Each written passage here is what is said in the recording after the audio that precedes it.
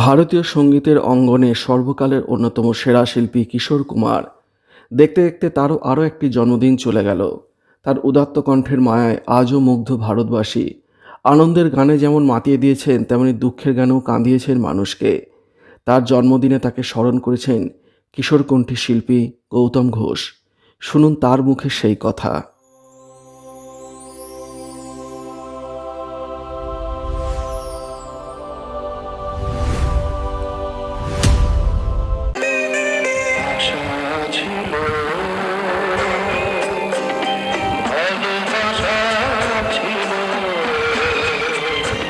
আমার বাবা মায়ের পর যদি কারো স্থান থাকে, তিনি কিশোর কুমার। তিনি আমার ভগবান, তিনি আমার অন্নদাতা। তিনি গান না গাইলে তো আমার কোনো দিন গান গাওয়া হতো না। আমাকেও কেউ চিনতেন না। আমি হয়তো সরকারি কেরানি হতাম। আজও কিশোর কুমার নিয়েই বেঁচে আছি। 52 বছর গান গাওয়া হয়ে গেল আমার। কিশোরকণ্ঠী হিসাবেই আমি সঙ্গীত জগতে পরিচিত। একেবারে ছোট বয়স থেকেই কিশোর কুমারের গান খুব ভালো লাগত। গান বুঝতে শিখলাম যত, তাকে নতুন করে আবিষ্কার করলাম। ওর বিভিন্ন ধরনের গান শুনতাম।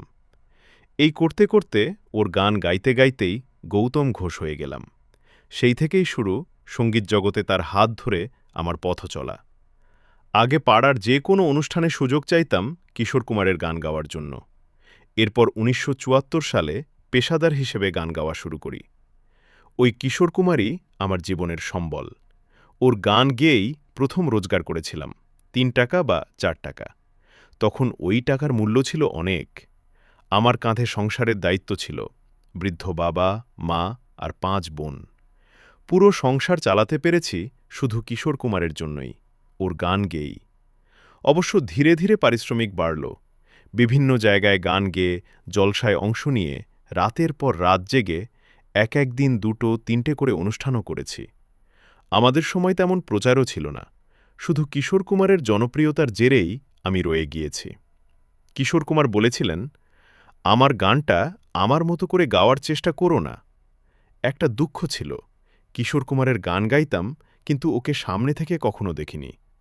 যেদিন তাকে প্রথম দেখলাম সেটা আমার জীবনের ঐতিহাসিক দিন। 1984 সালে আমি মুম্বই চলে গিয়েছিলাম। কেরিয়ার তৈরি করতে নয়, কিশোর কুমারকে দেখার জন্য। ওখানে ঘুরে ঘুরে যে কোনো জায়গায় কিশোর কুমারের রেকর্ডিং থাকলেও আমি চলে যেতাম।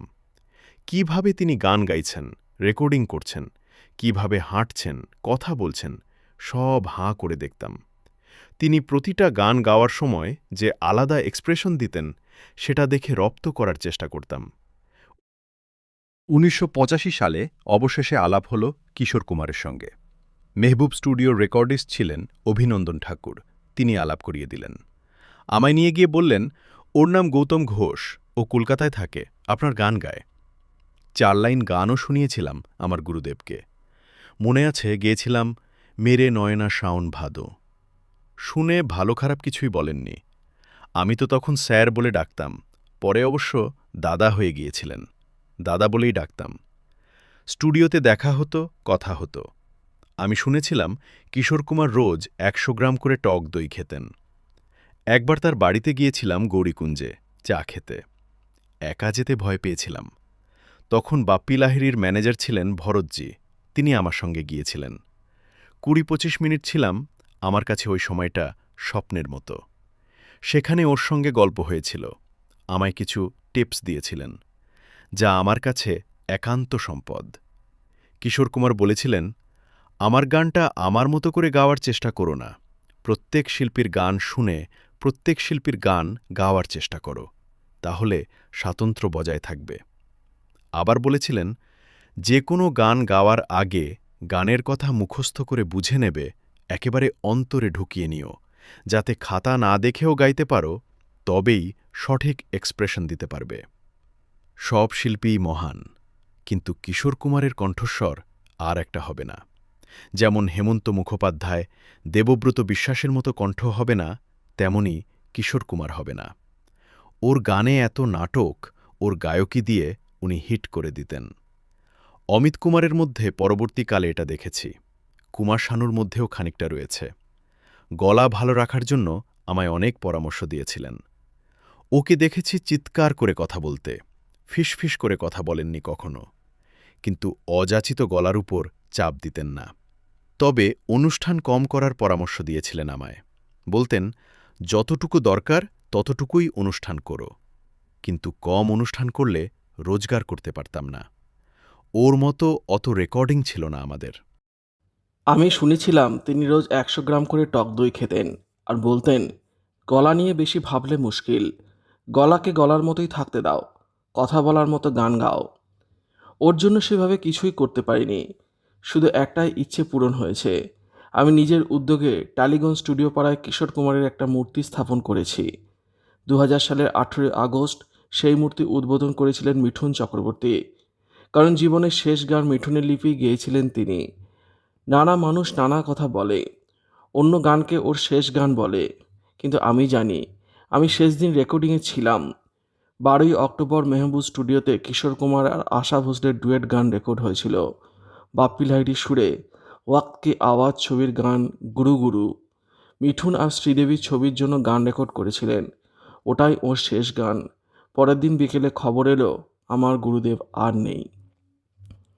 আজও অনুষ্ঠানে বেরোনোর আগে কিশোর কুমারের জুতোয় প্রণাম করে যাই। একটাই আফসোস, তিনি ভারতবর্ষের গৌরব, তবে কোনো সরকারি পুরস্কার তিনি পাননি। যদি মরণোত্তর ভারতরত্ন পুরস্কার তাকে দেওয়া যায় সেটাই চাইব। শেষ দিন পর্যন্ত লড়াই করব। আমার কাছে আজও ওর একটাই স্মৃতি আছে, তাকে আঁকড়ে বেঁচে আছি। অমিত কুমারের কাছ থেকে কিশোর কুমারের একজোড়া জুতো আমি নিয়ে এসেছি, সেটা আমার কাছে আছে। আজও অনুষ্ঠানে বেরোনোর আগে ওই জুতোই প্রণাম করে বার হই। একবার যদি গুরুদেবের দেখা পেতাম, ওর পায়ের উপর মাথা রেখে হাও হাও করে কাঁদতাম। আমি নিশ্চয়ই বুক পেতে নিতেন তিনি। সবার দুর্গাপুজো শুরু হয় অক্টোবর মাসে, আর আমার গুরুপুজো 4ই আগস্ট, কিশোর কুমারের জন্মদিন। প্রতি বছর আগের দিন অর্থাৎ তার আগের দিন থেকে গুরুজির গান স্মৃতিকথায় ডুব দিই। ফিরে যাই 1972 সালে। ওই বছর পাড়ার ফাংশনে মঞ্চে উঠে আমার প্রথম গান গাওয়া, 2 শিল্পীর আসা যাওয়ার মাঝের ফাঁক ভরাতে। তার আগেও গান গাইতাম, কিন্তু সেটা বাড়িতে, মা বাবা আত্মীয়দের ফরমাইশ মেনে। পাড়ার ক্লাবে বন্ধুদের অনুরোধেও গাইতে হতো, ওরা টেবিল বাজিয়ে সঙ্গত করত। সেদিন আমি আচমকাই শিল্পী। গান গেয়ে মঞ্চ থেকে নামার পথেই ঘিরে ধরল পাড়ার ছেলেরা। প্রশ্ন, এত ভালো গান করিস, নিয়মিত অনুষ্ঠান করিস না কেন? পড়াশুনো তখনও শেষ হয়নি, তাই যখন ভাবছি কী করব, মা বাবা বললেন গাইতে চাইলেও গাইতে পারো। আমি তখনও সব শিল্পীর গান গুনগুন করতাম। একবার কোনো একজনকে বাঁচতে হবে, আমি বেছে নিলাম কিশোর কুমারকে। কেন? অমন ভার্সেটাইল গলা, যেমন দরদ তেমন অনুভূতি, যেমন ক্যানভাসে ছবি আঁকতেন। শুনতে শুনতে মনে হলো কিশোর কুমার আমার ভবিষ্যৎ। 1974 সালে আমি পাকাপাকি কিশোরকণ্ঠী হয়ে যাই। সেই সময় প্রথম ফাংশন করে উপার্জন করেছিলাম 10 টাকা। এইভাবে 10 বছর কাটার পর 1984 সালে মনে হলো, যার পরিচয়ে আমি পরিচিত, একবার তাকে সামনাসামনি দেখব না। এই ভাবনা থেকেই চলে গেলাম মুম্বাই। আমার গুরুর সঙ্গে আলাপ করিয়ে দিলেন মেহবুব স্টুডিওর রেকর্ডিস্ট অভিনন্দন ঠাকুর। গোটা কয়েক গান শোনালাম, শুনে একটাই কথা বললেন, আমার গান গাও, ক্ষতি নেই, কিন্তু আমার মতো করে গান গেও না, নিজের মতো করে পরিবেশন করো। আমার ছায়া হয়ে থাকলে কোনোদিন বেশি দূর যেতে পারবে না।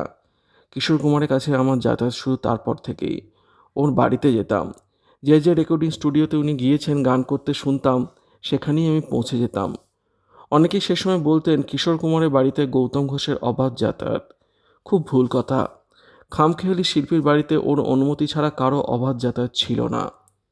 বুঝতে চাই বললে কি বোঝা সম্ভব ওর মতো শিল্পীকে? গুরুজি সবসময় বলতেন, আমায় অনুসরণ করো, দেখো আমি কিভাবে গান গাই, গানে প্রাণ আনো, তারপর শ্রোতাদের শোনাও। এদিকে আমার কি করুণ দশা, কি প্রচণ্ড খামখেয়ালি আত্মমগ্ন একজন শিল্পী। সারাক্ষণ নিজের মধ্যেই ডুবে থাকতেন। মন ভালো থাকলে এনতার আড্ডা মারতেন, কখনো দেখে চিনতেও পারতেন না। একই সঙ্গে প্রচণ্ড ভালোবাসার কাঙাল, সবাই তাকে ভালোবাসবে, সারাক্ষণ চাইবে, এটাই ছিল তার একমাত্র ধ্যান জ্ঞান। একইভাবে তিনি খুব শ্রদ্ধা করতেন তার থেকে বয়সে বড় শিল্পীদের। মোহাম্মদ রফির সঙ্গে কিশোর কুমারের আজীবন গলায় গলায় ভাব। এখানেও একটা মিথ্যা রটনা আছে। তখনকার দিনে মুম্বাইয়ে গুঞ্জন ছড়িয়েছিল 2 শিল্পী নাকি একে অপরকে সহ্য করতে পারতেন না।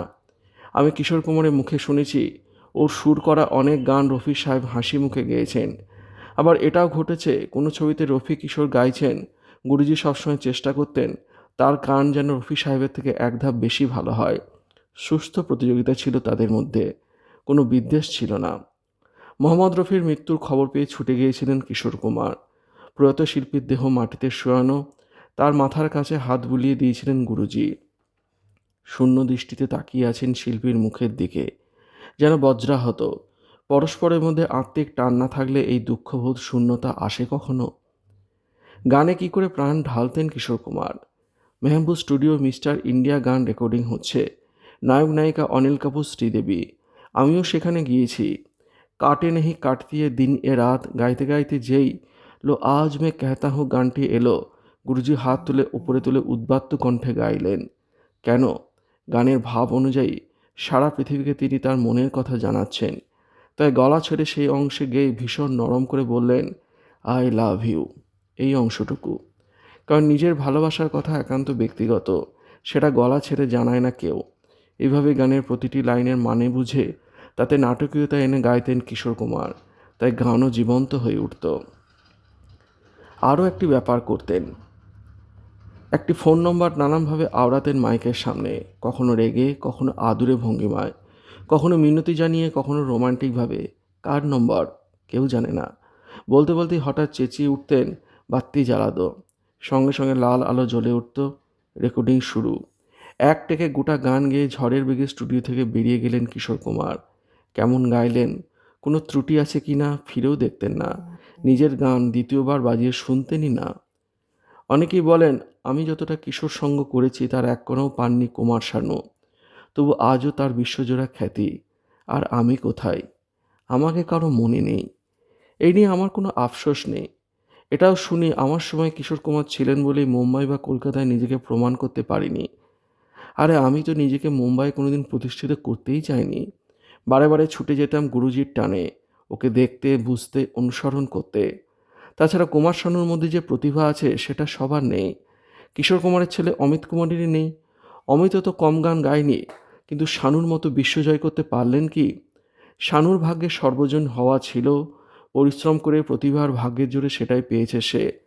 আমার দূর ধর্মতলা পর্যন্ত, তবু তো গুরু আমায় টালিগঞ্জে ওর মূর্তির পাদদেশে পর্যন্ত পৌঁছে দিয়েছে। প্রতি বছর 4ই আগস্ট এলেই যেখানে আমার ডাক পড়ে। ভিডিওটি আপনার কেমন লাগলো কমেন্টের মাধ্যমে লিখে জানাবেন। ভালো লাগলে অবশ্যই চ্যানেলটি সাবস্ক্রাইব করবেন। ধন্যবাদ।